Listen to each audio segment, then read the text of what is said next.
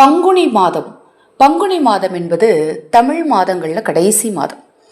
சித்திரை மாதம் முதல், அதாவது தமிழ் புத்தாண்டு முதல் உங்கள் வாழ்க்கை செல்வச் செழிப்பாகவும் மன நிம்மதியுடனும் இருக்கணும் அப்படின்னு நீங்கள் ஆசைப்பட்டீங்கன்னா இப்போ நான் சொல்லக்கூடிய இந்த பரிகாரத்தை பங்குனி முடிகிறதுக்குள்ள எப்போ நேரம் கிடைக்குதோ அப்போ செய்யுங்க. அதிகபட்சம் ஒரு 10 ரூபாய் செலவாகும், அவ்வளோதான்.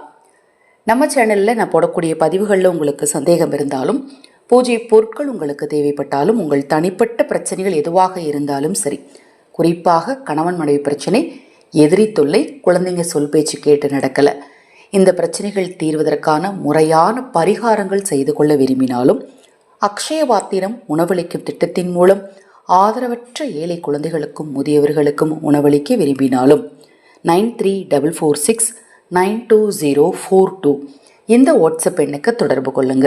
இப்போ நான் சொல்லக்கூடிய பரிகாரத்துக்கு ஒரு சிறிய சதுர வடிவிலான ஒரு துணி எடுத்துக்கணும். என்ன நிறத்தில் இருந்தாலும் ஓகே தான், எடுத்துக்கோங்க. சுத்தமான துணியாக இருக்கணும். அந்த துணியை நீங்கள் எந்த கலரில் எடுத்தாலும் சரி, அந்த துணியை நல்லா அலசிட்டு கொஞ்சமாக அதில் மஞ்சள் தூள் போட்டு அந்த துணி முழுக்க நல்லா மஞ்சளால் தடவிட்டு அதையும் லேசாக தண்ணீர் ஊற்றி அலசிடணும். மறுபடியும் அலசிட்டு அதை நீங்கள் முதல்ல உலர வச்சுக்கோங்க.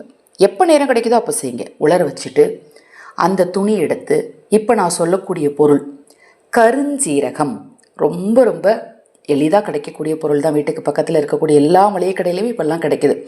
முன்னாடியெல்லாம் பார்த்தீங்கன்னா குறிப்பாக சில பொருட்கள், இப்போ நான் சொல்லக்கூடிய நிறைய பரிகாரங்கள் சொல்கிறேன் இல்லையா, அதில் இருக்கக்கூடிய பொருள்லாம் பார்த்திங்கன்னா நாட்டு மருந்து கடையில் கிடைக்கும். அல்லது மூலிகைகள் விற்பாங்க இல்லையா, கொல்லிமலையில், அது மாதிரி மலைப்பகுதியில் மட்டும்தான் கிடைக்கும். ஆனால் இப்போ அப்படி இல்லை, நம்மளுக்கு தேவையான எல்லா பொருட்களும் நம்ம பக்கத்துலேயே கிடைக்குது. இந்த கருஞ்சீரகத்தை ஒரு டீஸ்பூன் அளவுக்கு எடுங்க போதும். அதை எடுத்து நீங்கள் எடுத்து வச்சுருக்கிற துணி மேலே வைக்கணும். வச்சுட்டு அது கூட 1 ஸ்பூன் அளவுக்கு எள் வைக்கணும். கருப்பு நிற எள் வைக்கணும். அதற்கு அடுத்தது என்னன்னு பார்த்தீங்கன்னா 9 மிளகு வைக்கணும். இந்த 3 பொருளையும் ஒன்றா வச்சு நல்லா டைட்டாக கட்டிடுங்க. கட்டிட்டு ஏதாவது ஒரு அமைதியான இடத்த தேர்ந்தெடுத்து அந்த மூட்டையை கையில் வச்சுக்கோங்க. வச்சுட்டு உங்களது பிரச்சனைகள் எல்லாம் தீரணும், நீங்கள் நினைக்கிற காரியங்கள்லாம் நடக்கணும், இதில் குறிப்பாக முன்னோர் சாபம் நீங்கணும், எதிரி தொல்லை சரியாகணும், கடன் பிரச்சனை தீரணும். ஏன்னா இதுதான் அடிப்படையாக மனிதர்களுக்கு இருக்கக்கூடிய பிரச்சனை. இந்த பிரச்சனைலாம் தீரணும்னு மனதார வேண்டிட்டு ஒரு கண்ணாடி பாட்டில் எடுங்க. ஒரு கண்ணாடி பாட்டில் அல்லது ஒரு கண்ணாடி பாக்ஸ், மொத்தத்தில் உள்ளே இருக்கிறது வெளியில் தெரிகிற மாதிரி கண்ணாடியால் ஆன ஒரு பாத்திரத்தை எடுத்துக்கோங்க. அதுக்குள்ளே இப்போ நீங்கள் ரெடி பண்ணி வச்சுருக்கிற மூட்டையை போட்டு நல்லா டைட்டாக மூடிடணும். மூடிட்டு அதை கொண்டுட்டு போய் உங்கள் படுக்கை அறையில் ஏதாவது ஒரு இடத்துல வச்சுக்கோங்க.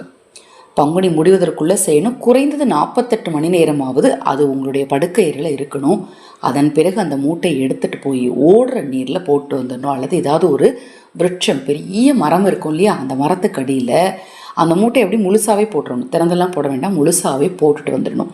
இதனால் உங்கள் வாழ்க்கையில் இருக்கக்கூடிய பல பிரச்சனைகள் நிச்சயமாக தீரும். இந்த ஒரு எளிமையான பரிகாரத்தை செஞ்சு பாருங்கள். அதுவும் வயதானவர்கள், சிறிய குழந்தைகள் இருக்கிறவங்க வீட்டில் பொதுவாகவே இந்த பொருட்களை எப்போவுமே நீங்கள் மூட்டை கட்டி எடுத்து வச்சு ஏதாவது ஒரு இடத்துல படுக்கையில் வச்சுட்டு ஒரு 48 மணி நேரம் கழிச்சு கொண்டு போய் ஓடுற நீரில் விட்டிங்கன்னு வச்சுக்கோங்களேன், அவங்களுக்கு ஆரோக்கியம் சம்பந்தமான பிரச்சனைகள் வராது, நேர்மறை ஆற்றல் சக்தி பெருகும். இது போன்ற எண்ணற்ற தகவல்களை தெரிந்து கொள்ள நமது சேனலை சப்ஸ்கிரைப் பண்ணிக்கோங்க. ஹரஹர சங்கர, ஜெய ஜெயசங்கர, மகாபெரிவா திருவடிப்பாதம் சரணம் சரணம்.